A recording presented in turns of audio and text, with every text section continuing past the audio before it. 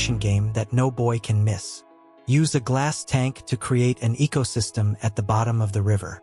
You will become God for 100 days to maintain and create species. I took on the role of a deity, the creator of an underwater world where every stone, every stream, and every creature were carefully chosen by me to fulfill my mission. On the first day, with meticulousness like a deity creating life, I began by selecting a piece of driftwood, a natural black rough wood that, when submerged, would create a truly wild space. This massive piece of driftwood not only brings natural beauty, but also serves as a perfect hiding place for the fish. Yes! The stones were also carefully arranged by the deity. Stones that are not just decorations but will become fortresses for the convict cichlid kingdom. I had already found uniquely shaped stones, large enough to form dens, but small enough not to lose the softness of nature. To create a den for the pair of convict cichlids, the deity prepared a plastic box, then covered it with small stones. These stones, I carefully arranged them in the tank in layers, creating a complex cave system where the convict cichlids could find shelter, hide, and feel as safe as in the wild. Not stopping there, I decided to use sand, a necessary substrate to simulate the riverbed where the pair of convict cichlids would comfortably dig and nest. I chose fine sand, creating a perfect substrate layer that not only serves as a foundation for the landscape, but also helps the ecosystem develop.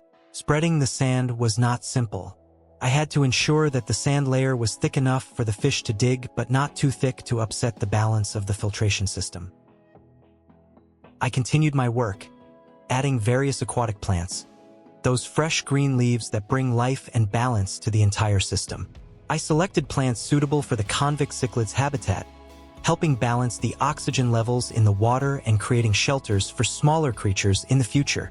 These aquatic plants would also help the convict cichlids feel safe, fostering their natural survival instincts. These plants not only add beauty, but also create a nutrient-rich environment where every creature contributes to the overall balance. Choosing the plants wasn't easy. I had to consider factors like lighting, water temperature, and the plant's compatibility with the fish. Some plants were selected for their height, providing vertical layers to the tank, while others were chosen for their ground cover, offering hiding spots for the fish. I also added some floating plants, which provide shade and reduce the light entering the tank, creating a more natural and comfortable environment for the fish. As I meticulously planted each one, I imagined the intricate ecosystem that would develop over time. I knew that these plants would not only be a source of beauty, but would also play a crucial role in maintaining the health of the tank. They would absorb harmful nitrates, produce oxygen, and offer a natural habitat for beneficial bacteria. The sight of the plants swaying gently in the water currents was mesmerizing, and I felt a deep sense of satisfaction knowing that I was creating a miniature, self-sustaining ecosystem. At this point, the fish tank was almost complete, but I was still not satisfied. I checked each stone, each layer of sand, and each branch to ensure everything was in its right place. I knew any disruption could alter the ecosystem I was building. I spent additional hours rearranging some of the decorations, tweaking the placements, and making sure there were no sharp edges that could harm the fish. After completing the procedures, the deity proceeded to pump water into the tank, creating an aquatic world no different from a natural riverbed. Carefully added the water, making sure not to disturb the delicate arrangement of plants and rocks. But as I watched the water slowly fill the tank, I felt a sense of anticipation and excitement. The reflections of the plants and rocks in the crystal-clear water were enchanting, and I couldn't wait to introduce the fish to their new home. However, I knew it was essential to let the tank cycle for a few days to establish a healthy environment before adding any fish. This waiting period was crucial to allow beneficial bacteria to grow and stabilize the water parameters. Finally, after 2 days of relentless work, I was satisfied with my result. A small world with all the conditions for my convict cichlids to live and thrive. But alas, the murky water, toxins from the driftwood, and aquatic adhesives caused no creatures to survive in the tank a week later. 10 days later, the convict cichlid pair were added to the tank. This entire world was now the vast domain of the aggressive convict cichlid pair. The first creatures released by the deity began exploring their new space cautiously but with a sense of curiosity. At first, the convict cichlids swam around as if examining every corner of the tank, trying to understand the new world I had created for them. But no, the deity did not leave the convict cichlids alone. He added a third creature, the shy and gentle algae eater, responsible for cleaning the tank. This gentle fish quickly became the daily target of the convict cichlids' aggression. On the 13th day, after establishing their dominance, the convict cichlids quickly chose a corner in the tank, where roots of the trees and pieces of driftwood created hiding spots, and began to dig. Their survival instincts kicked in. They started using their mouths and fins to shift the sand, creating a small cave system. On the 17th day, a miracle occurred. The convict cichlid eggs hatched. They chose a secluded corner in the rock cave, where only faint light penetrated, and started to reproduce. I watched as the convict cichlids meticulously cared for each tiny egg while constantly patrolling their territory to ensure no intruders came near. It was an emotional moment when I realized that not only had an ecosystem been created, but new life was beginning as well. In the days that followed, the convict cichlids continued to show strong protective instincts. Whenever the shy algae eater approached, they immediately attacked, relentlessly driving all other creatures away from their territory. From a small pair of convict cichlids, they had become true dominators, protecting their new life with all their strength and determination. On the 19th day, within the tank, the convict cichlid fry grew rapidly, numbering in the hundreds. They appeared like tiny phantoms around the cave their parents had carefully dug, hiding among the roots and driftwood.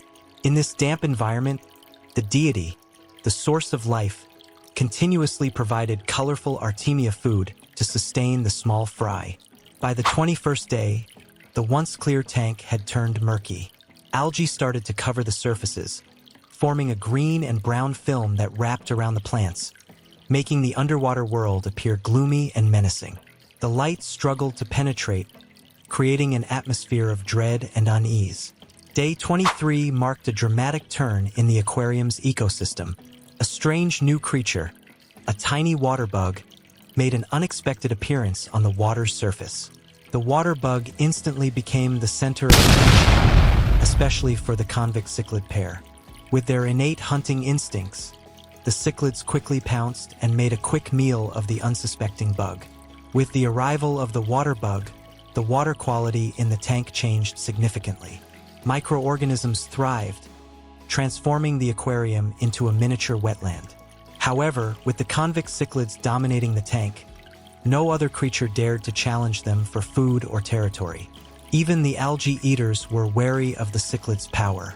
On day 24, as if on cue, the aquarium gods provided the cichlids with a feast: juicy bloodworms. This nutrient-rich food helped the fish grow strong and enhanced their colors. While the cichlids feasted, the pleco could only watch longingly, tried to approach but was quickly shooed away. 26th day, the deity continued to feed the growing fish. They thrived, bursting with energy and swimming vigorously. However, amidst this vibrancy, a new creature was introduced. A beautiful red swordtail fish, gentle by nature, entered the tank.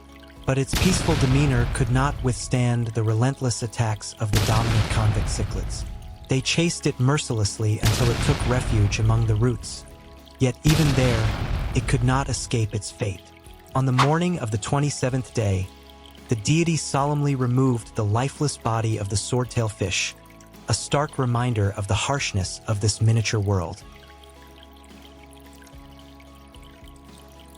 On the 40th day, the convict cichlid fry were 23 days old, no longer mere fragile creatures. Their fins had developed distinctively, marking them as panda cichlids, with black and white fins standing out strikingly. This striking appearance added to the enigma surrounding the tank. On the 50th day, a new presence entered the underwater world. The deity introduced a gigantic, mysterious creature, causing a stir in the waters.